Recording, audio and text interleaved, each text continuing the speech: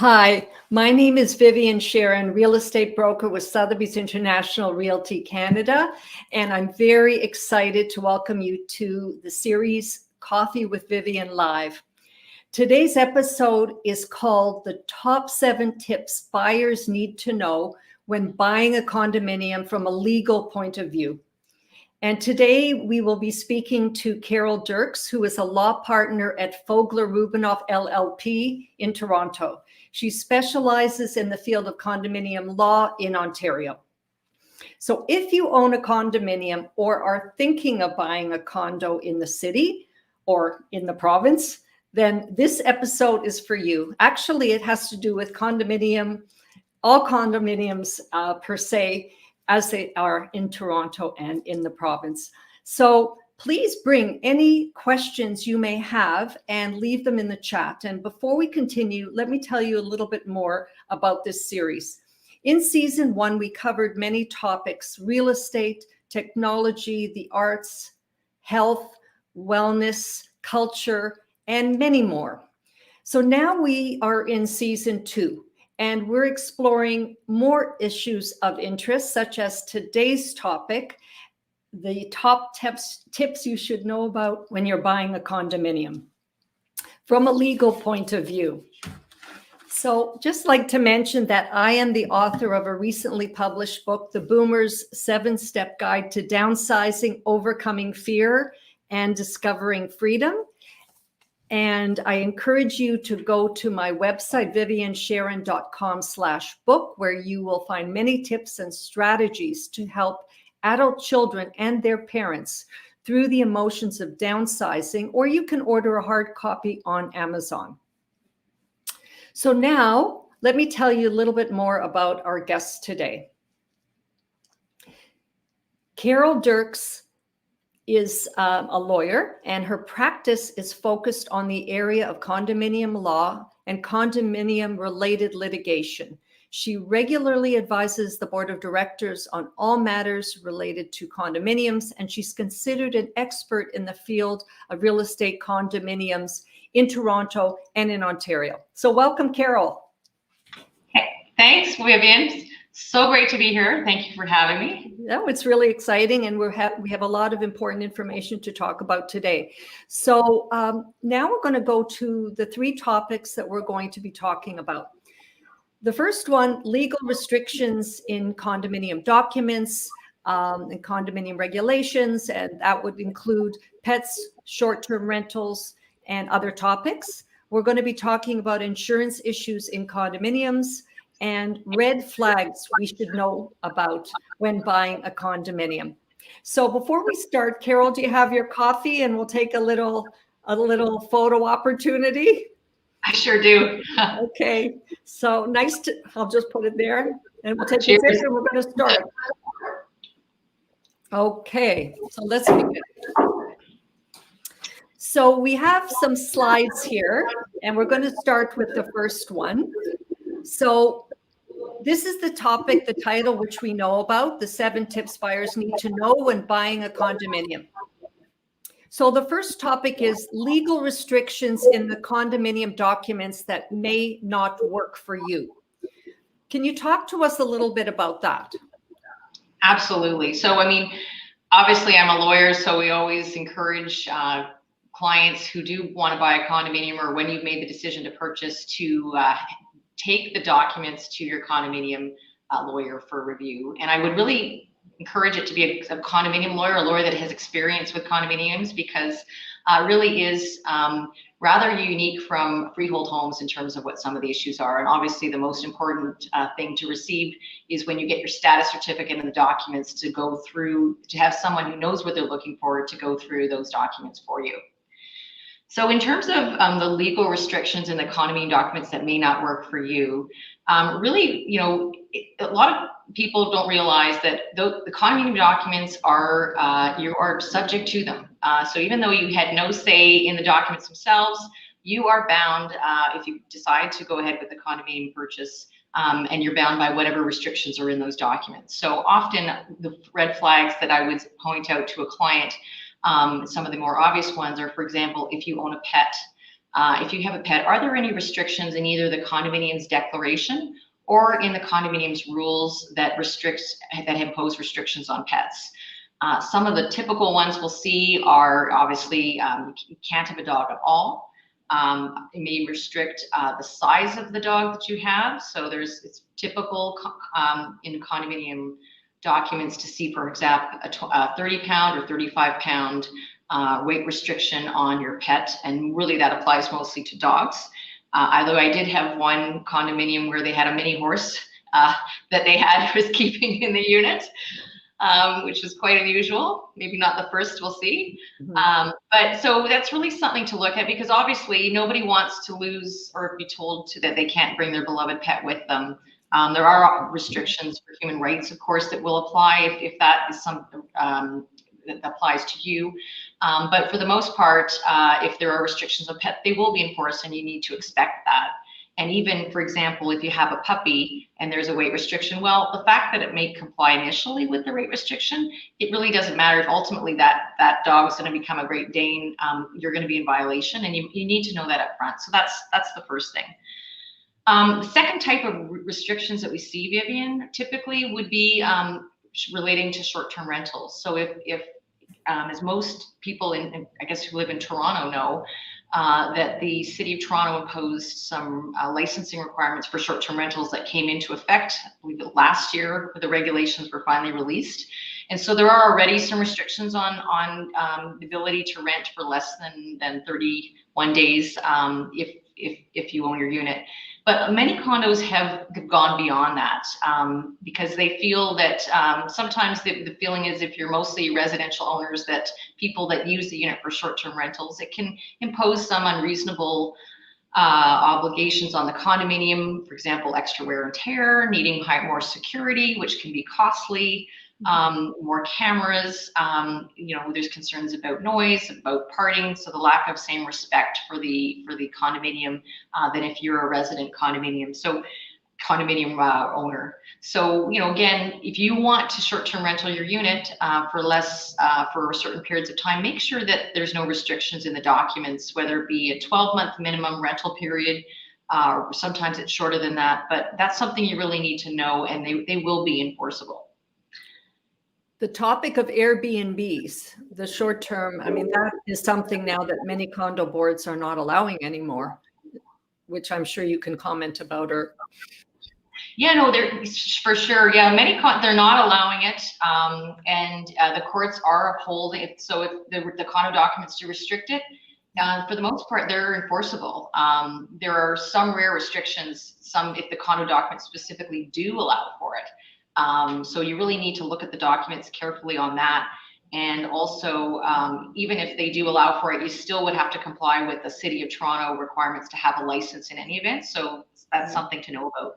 And I guess for the last item on this, to number one about other things in documents, is having a business. We've all gone through COVID, are still going through it. A lot of people working from home. But condominium documents for the most part do not allow you to operate a business from your unit. So that doesn't mean you can't have your laptop and work from your desk like we've all been doing.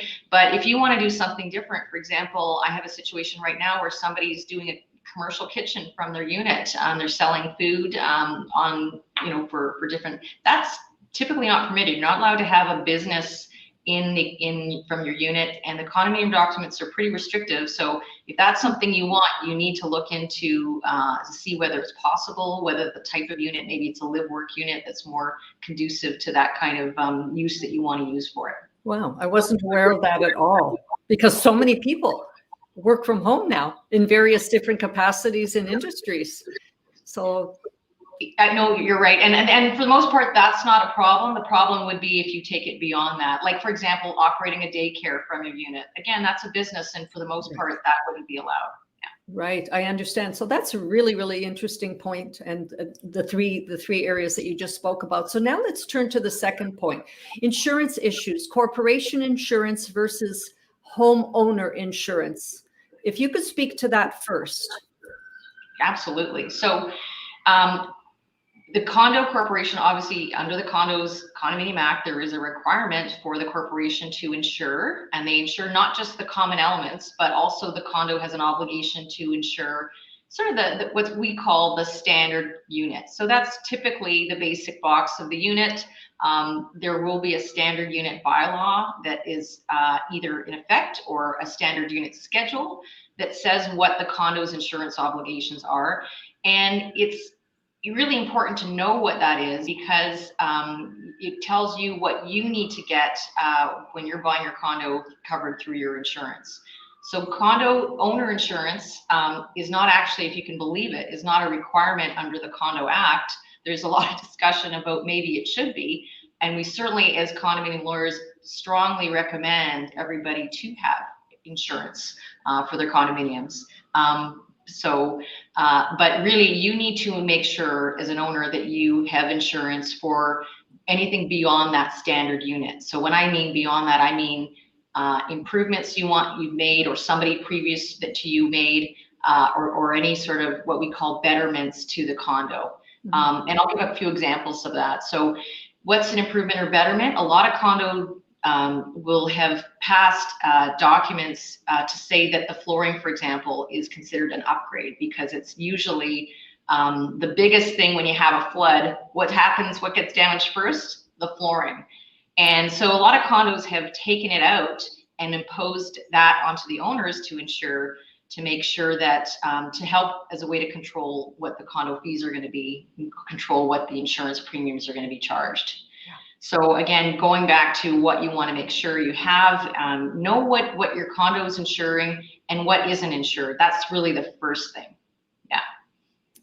Exactly. Okay. I think that's really important. And the two things that I hear about all the time are floods in condos.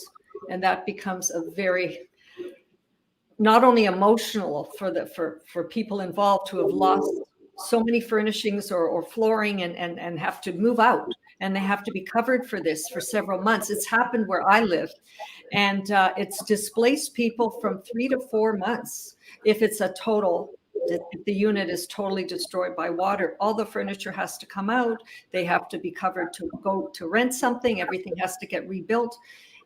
What is the responsibility of the building? What is the responsibility of the owner? It is like a nightmare, I think, for people who live in a condo to go through that, not only the emotional, but the financial and everything else that goes with it. So I know that, having witnessed it, being in this business and being in real estate, it's very traumatic.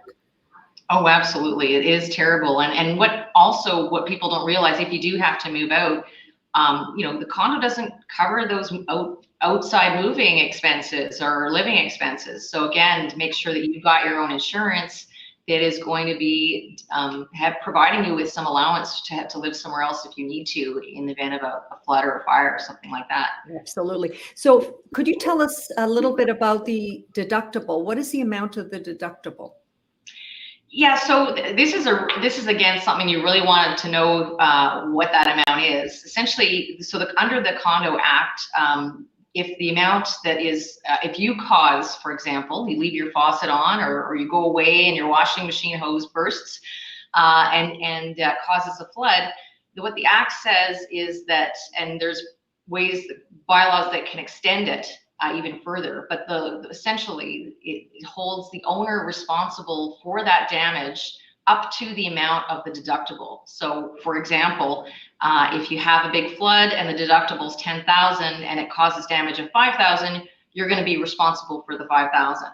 If the if the damage is $20,000 but the deductible is $10,000, you're only going to be responsible for the $10,000. The problem with the deductibles, and we're seeing more and more, is because there's so many floods in some of these high-rise buildings, either from construction issues or just from people being perhaps careless. Those deductibles have skyrocketed. And so I actually have one client where, if you can believe it, in a high-rise building in downtown Toronto, the deductible is $500,000. So if you cause that flood and you're on the 28th floor and it causes damage all the way down, you could potentially be looking at a significant liability. And again, this is why you have insurance. You make sure that your insurance policy is going to cover that deductible portion, and then you will be protected. But you really want to know this when you're purchasing a condo. What is the deductible portion? What are my insurance responsibilities? And am I going to be able to get the insurance that I need to live in this particular condominium? Wow, really important issues. Thank you. That's great. So let's move to the next topic, exclusive use common elements. What portions are exclusive to you? So some of this will maybe be a no-brainer. So obviously, typically if you have a terrace or a balcony, a patio, usually it's exclusive use, meaning that it's yours. Not always, but the other types of exclusive uses can be, for example, in some condominiums, parking spots.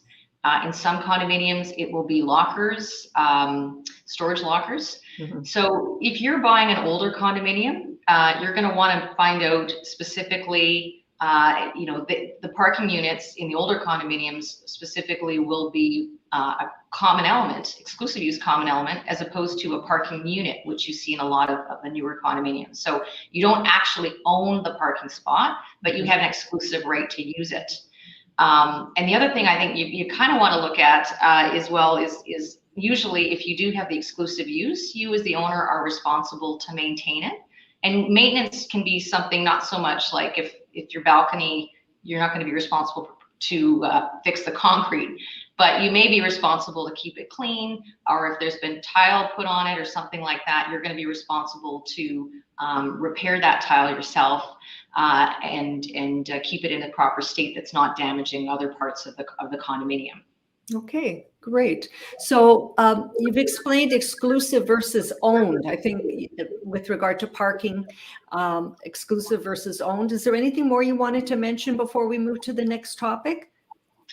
I guess just in some of the really old condominiums, you may have a right to a parking space that's designated, but it's not even exclusive to you. So again, important to make sure you know what you own, what you have the exclusive right to, and get that pointed out to you by your legal counsel. Right. Very, very good. That's great. So the next one is financial health red flags, reserve fund planning and audited statements. What can you tell us about this? So financial health of your condominium you're buying into is key. Nobody wants to buy into a condominium where all of a sudden there's going to be a major special assessment and you haven't budgeted for it. You're maybe surprised by it. So the first thing is when you're buying, you're going to order, or you should be ordering a status certificate. Mm-hmm. And speak to obviously your realtor about that. They know more about status certificates than everybody. But so the status certificate has a few required portions in it. And one of the portions in it deals with obviously finances. So it's going to tell you how much is in the condo's reserve fund within probably the last month's month end. It's going to tell you what the monthly common expenses are. It's going to tell you if there's any circumstances that the board is aware of at the time the status certificate is issued that will result in an increase in your common expenses. And I'll give you an example about that. So let's say the board knows that there is a significant repair project that wasn't budgeted for, that maybe just came to light. I had one client where they realized they pulled over the overburden after the garage kept leaking, and they realized that the whole membrane on a 3-year-old condo, if you can imagine, needed to be replaced, and it's going to cost $2 million to do that. So if the board has knowledge, they're actually obligated in that status certificate to let you as the buyer know that there are circumstances that are coming up that will likely result in an increase in the common expenses. So that's the one thing to look at. The other thing, aside from the status certificate, you're going to look at what kind of reserve fund planning the condominium has. So you're entitled to see the reserve fund study, and you're going to be able to see in the next 5 years, and it goes up to total 30 years, but what expenses are planned to be made from the reserve? Mm-hmm. And is there the funding there for that, or is there going to be a shortfall? So that's one key part. And the second part, obviously, is those audited financial statements. So every year, and this is even important for owners that currently own condos and are not even looking to buy, but the reason you get your audited financial statement in your AGM package every year, and it's a requirement, is because it is an independent review by somebody that's not the board, not management, but somebody outside who works for the unit owners, and they will tell you if there's been violations of the Act. They're going to tell you if there is any monies owed to the reserve fund that haven't been transferred. It's going to tell you if there's any budget shortfalls, so there's a deficit that it needs to be attended to. So I always advise clients, both existing clients and people looking to purchase, to take a real good look at those audited statements. There's no question the financial health of a condominium corporation is extremely important. And I think many buyers don't understand what a status certificate is. Yes, it goes to the lawyer representing the potential buyer, and they review it with the potential buyer together with their lawyer before signing off on a purchase. But in a nutshell, could you explain what is a status certificate? I don't think many people or everybody knows what that is. Oh, that's an excellent point. Being in the field, I've done this for so long, you kind of assume that people know things, but so a status certificate it's a specific document that's referred to in the Condominium Act, and it's required. It's a government form that has specific information that must be completed, and it will tell you things such as who's on the board. It'll tell you things such as, again, what's the financial issues, so current common expenses, if there's going to be any needed for an increase. It's going to tell you if there's been changes to the unit, and we're going to get into that. I think it's item 6, but changes to the condo unit that you should be aware of that maybe a previous owner did and that you may be responsible for. It's going to tell you how much is in the reserve fund, and it's going to attach all the condo documents to it, the bylaws, the rules, the budget. So things that you really, there's a lot of information there, and you need to take the time and look at it. And in most cases, that the agreements when you buy are subject to you reviewing that status certificate within a certain time and saying that you still want to go ahead with the deal. So it's really important document to take a look at and to spend some time with, both through your lawyer and hopefully on your own as well. Exactly. Very, very good. So now we're going to move to physical health red flags, capital projects planned. What could you tell us about this topic? I would say the first thing I would just say from a practical standpoint is when you're looking at a condominium and you're making a decision to purchase, take a look around. I think how the building is it dirty? Are there things that are in need of repair? That's a huge thing, just in terms of it's a good indication of if the property is being well managed and well maintained. So that's the first thing I would say. If you do think that things aren't looking a certain way, or there's broken door stops or whatever it is, you may need to be a little bit concerned, and I would make some further inquiries. Then I guess the next thing about the physical health is again going back to that reserve fund study and seeing, okay, what's coming up ahead in terms of big projects that this condo is going to need, and are those big projects things that are just worn out after over time, which is the normal case. This is what it should be, or are they things that in some cases might have happened because there's a problem? For example, if there's issues with construction from the builder and things are having to be done and more early on than later when they really after wear and tear, those are things to be aware of. Again, it may be an indication that there's other issues with the building as well. Correct. So physical wear and tear for sure. But what about capital projects? And that comes under capital costs, major items. What would those be in a building? So capital projects is really anything that needs to be replaced completely, as opposed to, I'll give you an example. maintaining the chiller every year, just having the maintenance company come in and doing their standard, annual maintenance basically through a contract, that's not a capital project. But when that chiller itself is at the end of its life, then that's considered to be a major capital project. And that's, again, would be funded through the condo's reserve fund study. So the reserve fund study, I think most auditors will talk about it as like the savings account, and the regular day-to-day expenses are like an operational expense is like from your checking account. So you want to make sure your savings account has enough money to cover any big capital projects that are coming up. And again, that's why the law in Ontario through the Condo Act requires that the board to get an updated reserve fund study every 3 years.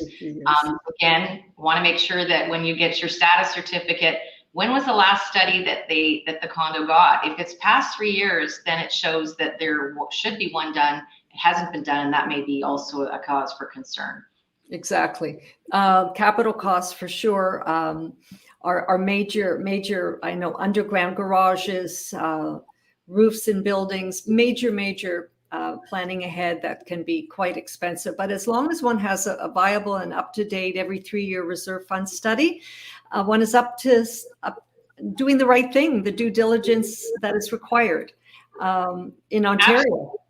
Absolutely. I mean, you expect things. I mean, there's nothing bad with a reserve fund expenditure, or we expect it, and you want there always to be expenses happening, because it shows that there's planning, financial planning, and physical planning, and those are all great things. So I certainly don't want to leave a message that if there's a big capital project coming up, you should run, because that's definitely not the case. Correct. They're just doing what needs to be done to keep the building up to high standard. Absolutely. So let's move to one of the last topics. We have just one or two more. This one is unapproved changes to the common elements.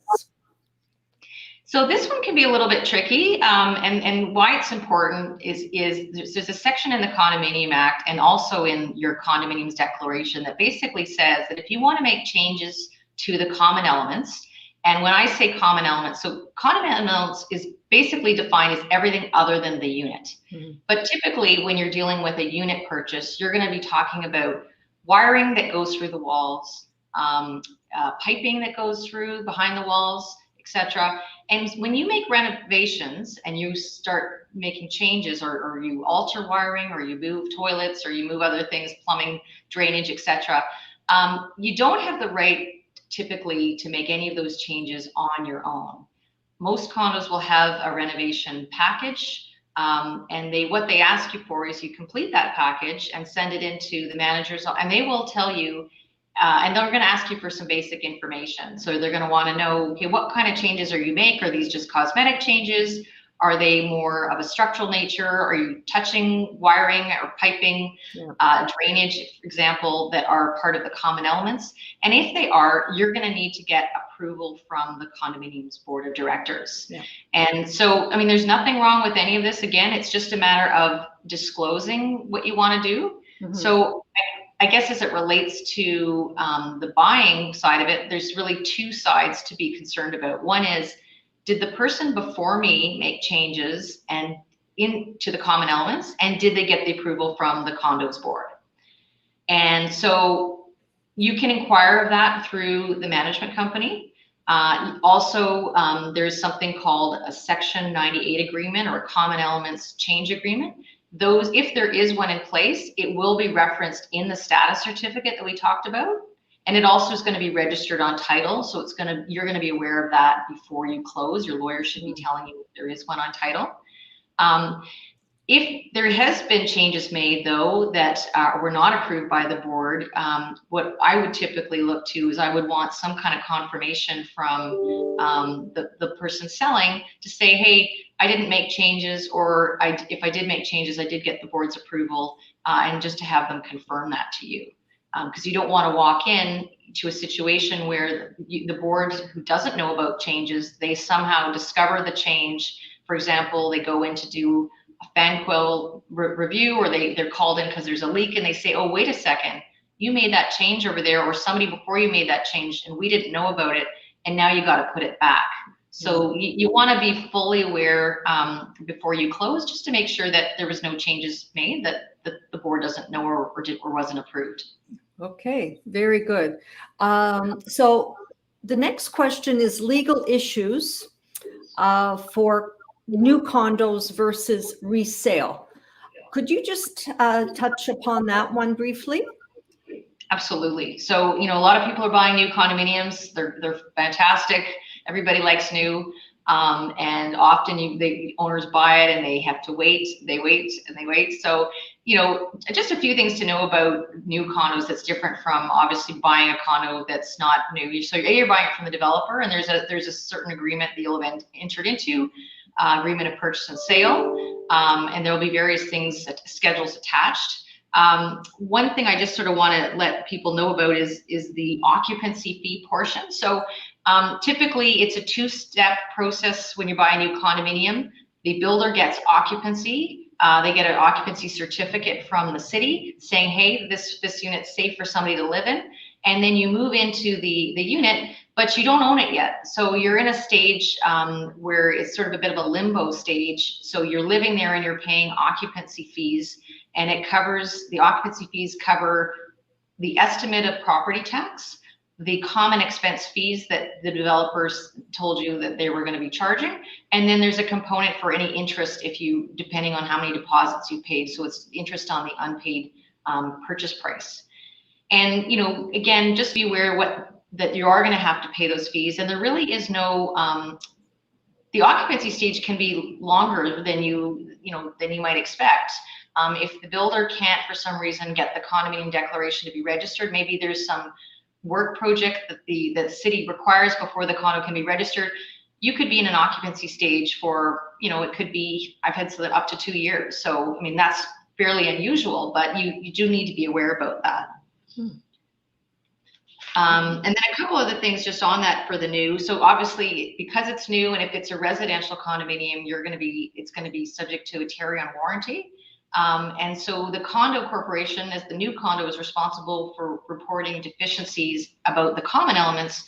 But for the part that's the unit itself, you're responsible to report to Terry-on, and there's a certain schedule, et cetera, that they provide to you, but you need to, within a certain timeline, to report those deficiencies to your unit to Terry-on. Otherwise, you risk that you won't have the warranty coverage for them. So that's a really important thing. And I guess the last sort of big item on this one, I would say, again, goes back to property taxes. So the developer charges property taxes based on, what the taxes were for the property, but usually it's classified before it was registered as a condominium. What happens usually, and people need to know about this, is that after the condo is registered, the city will issue a supplementary tax bill. So they'll actually go back and they'll reclassify the taxes for the period you occupied. So for example, if you only were paying through your occupancy fees, let's say $100 a month for taxes, but the city has the right to go back and say, well, as of the date it was occupied, your taxes really should have been $200 a month. And they can then go back and issue a tax bill to you for that. So you need to be aware of that and budget for it. There's nothing wrong with it, but it's having that information and being not surprised by additional tax bill coming later is really, I think, valuable information. Very, very interesting points. A quick question about condo fees. Yes, I want to talk about that. Monthly maintenance fees. Do they ever go down? I wish they did. It's honestly, I haven't seen it except really for one situation. So the only time I've ever seen condominium fees go down is if they were raised for one reason, and then ultimately for example, there's a settlement, developer gives some money for something, or other influx of cash. And then in those rare circumstances, they go down. But I go to dozens and dozens of condo meetings every year, and it always comes up at every meeting is, why are condo fees going up? And you know what? Life's going up. You want to have a condominium, you need to expect your condominium fees will go up. It's normal, but hopefully it's no more than the cost of living sort of index. If you have a condo where the fees are jumping significantly every year, that's a little bit more cause for concern. You want to realize, okay, why is it going up? There may be a really good explanation. There may be, maybe some expense was transferred to the condo that was previously with owners. So there are some really valid reasons for why they will go up. But the expectation should never be that they're going to go down. Yeah, they tend to go up every year, a certain percentage. And I'm hearing that it's going to go up quite significantly in the next year or two due to the costs, due to COVID, due to the costs of everything going up. People have been who live in condos warned that through their boards and their condo corporation management that things are going to go up slightly more than the norm in the next year or two, which I guess you know about as well, or may have heard. And specifically insurance has gone up, insurance premiums have gone up. So, that all gets passed on to the individual owners. Yeah, absolutely. Well, you have really, really covered a lot of key points. The 7 tips people need to know, buyers need to know, and so much information. It's really, really valuable to know about. Now, I have one little surprise question for you. Do you foresee any major issues condo owners and buyers need to be aware of as cities intensify? When you mean by cities intensify, just meaning more people? More people, more dense, more buildings, certain pockets in the city with so many new developments near others. And it's a general question. Things are intensifying in the city. Every little piece of land is getting bought out, be it a parking lot, being a former gas station, and it becomes a development. In several years, you see a high rise up there right beside the next one. What is that going to mean? I think it's going to make condominiums, and we're seeing it even right now with developers changing a little bit more. We see more developers wanting to do environmental components, which I think is really fantastic. More green so that's an important initiative. And I guess the question is, are purchasers also prepared to pay for that? Hopefully they are, because again, any cost from builders gets passed on to the ultimate consumer. But I think, we're seeing more green buildings. I think that's going to continue, certainly with the intensity in the city, more people not having a car, which again, I guess could be a good thing. So there's going to be more newer provisions in condominiums, more ways to have, for example, perhaps car sharing areas. You're going to see more lifts for the parking garages. So, I have a couple condos where there's actually like an elevator for your car that brings it up and down. Mm-hmm. So that's something that I think we're going to see more of for sure. And I think just generally, perhaps too, if the building code ever gets upgraded, we'll see more, requirements in terms of better soundproofing and other things, because obviously noise transmission is a big thing in condominiums. And as we get closer to our neighbors, we've got condos facing each other, and more protections for people to enjoy their home in that. So those are some of the changes that I see coming. What I'm seeing from a real estate perspective are, the intensification and the higher the buildings, because the condominium in many cases is a vertical structure versus townhomes that's horizontal, which we didn't talk about condominium townhomes today. But in taking a recent buyer around, we saw the most unbelievable things in a newer building, putting greens and pet areas, and it becomes like its own vertical community where all amenities, almost so many of them are there. You don't really have to go out. Exactly. So many different things available. More and more, they're trying to bring that into the mix for the common elements. So I think we've covered a lot of great topics. I thank you so much, Carol, for your time and input today. Really, really valuable. And this wraps up our episode for today. And Carol, how can people find you if they have any concerns or questions? So you can certainly call me on my direct office line by phone, 416-941-8820. But best also by email. So you can connect with me at cdirks@foglers.com, or you can, as you see on your screen, go to www.foglers.com and can click on my profile, and you will have my email address there as well. That's great. Well, Carol, thank you so much. We hope people will connect with you, and we have, lots of information and more to come, I'm sure, in the future when we'll meet again, when new issues arise in condominiums. And we maybe talk about condominium townhomes, which we did not have time to talk about, which I'm working on right now with a client in potential transaction. So that's another side of condominiums, the townhome complex, and what that brings as well to the table. So that ends our episode for today. Thank you everyone for joining us. In the next episode of Coffee with Vivien Live, which will be next week on Wednesday, November 24th at 12 noon, we will discuss a different topic, and it has to do with location, resort, recreation, and lifestyle living in two beautiful locations in Canada, Victoria, BC, and Niagara-on-the-Lake. And I will be speaking to two top Sotheby's Realty specialists who work and live in those two areas to tell us a little bit about real estate in Victoria, BC, and Niagara-on-the-Lake. So that's it for today. And you can follow this series on Facebook, on Instagram, on LinkedIn, on my website, viviensharon.com/live. And I'm also now available on Spotify, and Apple iTunes will be coming soon. So please like this video, leave a comment if you enjoyed it, and I will see you next week. Have a great day. Bye for now.